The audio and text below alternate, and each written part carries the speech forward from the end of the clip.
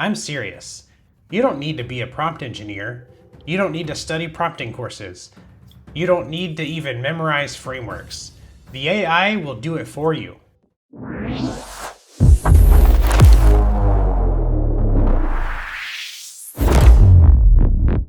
If you're using AI the same way you were 6 months ago, you're leaving serious money on the table. I run a business that does over $90,000 a month, and I'm going to show you 5 things I actually do with AI every single day to make that happen. And the last one on this list is the reason we were even able to start the business in the first place. Without it, we never would have gotten off the ground. But here's the thing. These aren't some fancy prompting tricks or some new tool you need to go buy. These are actual workflows I use every day. And most people doing the AI tips content have never built anything real with it. I have. So let me show you what actually works when you're running a real operation. Hack number 1. Stop writing your own prompts. I'm serious. You don't need to be a prompt engineer. You don't need to study prompting courses. You don't need to even memorize frameworks. The AI will do it for you. Here's what I mean. Most people open ChatGPT or Claude and type something like, "Analyze my competitors," and they get back some generic surface level response. Then they think AI isn't really that useful. Here's what you should do instead. I go to ChatGPT and say, "Write me a detailed Claude prompt that will analyze my top 5 competitors, compare their pricing models, identify gaps in their marketing, and give me a ranked list of opportunities I can act on this week." Then ChatGPT spits out this massive, structured prompt with specific instructions, output formatting, even follow-up questions built in. I copy that entire thing, paste it into Claude, and the output is night and day compared to what I would have typed myself. You're using one AI to make the other AI dramatically better. Takes 30 seconds, and the results are not even close. Hack number 2. Stop typing. Start talking. I almost never type into AI anymore. I talk to it. Every phone has dictation built in. Every laptop has it. You tap the microphone icon and just start talking. And here's why I think this matters more than you think. When you type, you self-edit. You shorten things. You leave out context because typing it all out feels like a chore.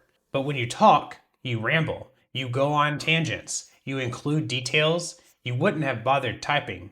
And all of that extra context, that's exactly what makes AI give you a better answer. I'll dictate for 2 straight minutes sometimes.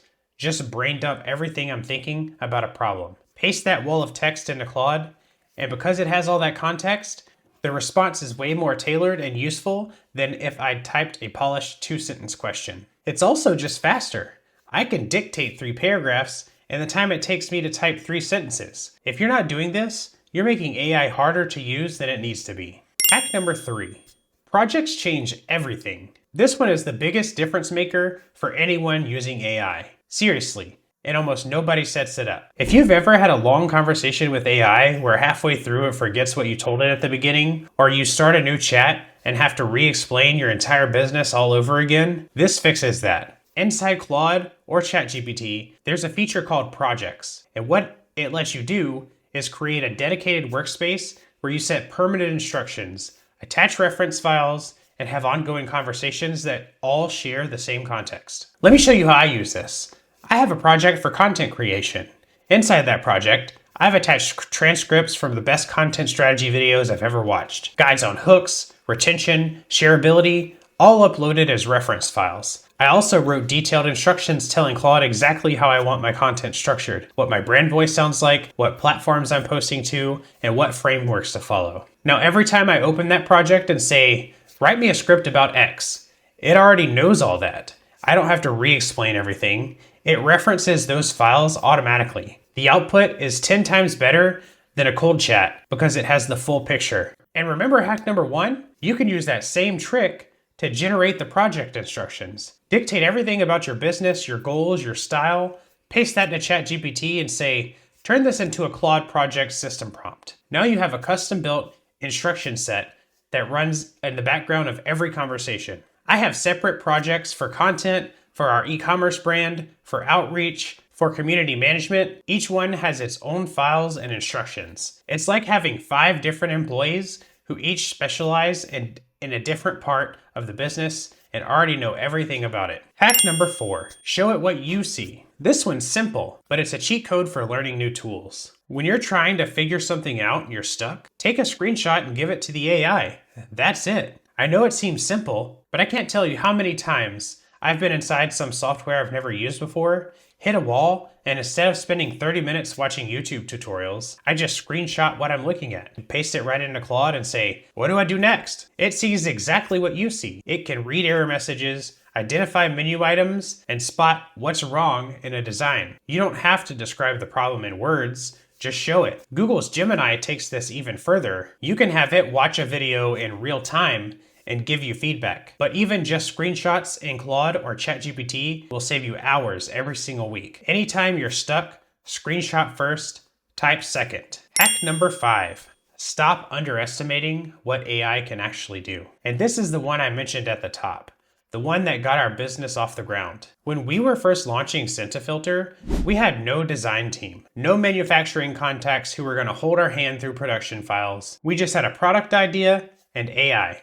One specific time that I can remember where it really blew my mind is that we had purchased a giant printer/cutter and we needed labels printed and cut for the first iteration of our product. I needed a vector file for the printer software. If you don't know what that is, it's a specific type of image file that can scale to any size without getting blurry. Printers and cutting machines require them, and I had no idea how to make one. So I drew a rough sketch on a sheet of paper what I wanted the label to look like, just pen on paper. I took a photo of it, uploaded it to ChatGPT and said, turn this into a vector file I can open in Adobe Illustrator. It generated the file.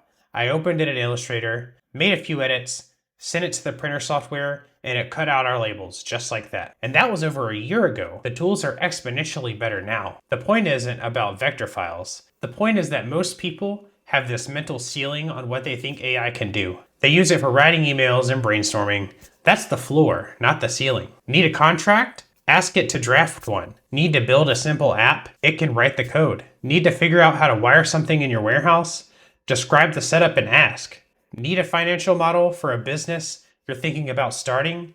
Give it your assumptions and let it build the spreadsheet. The biggest hack isn't a technique, it's just being willing to ask for things you think are impossible, because right now, most of them aren't. Those are the 5 things I do with AI every day to run this business. Not theory, not hypotheticals, the actual workflows behind a real operation doing $90,000 a month. If you got value out of this, share it with someone who's trying to build something with AI, and I'll see you in the next one.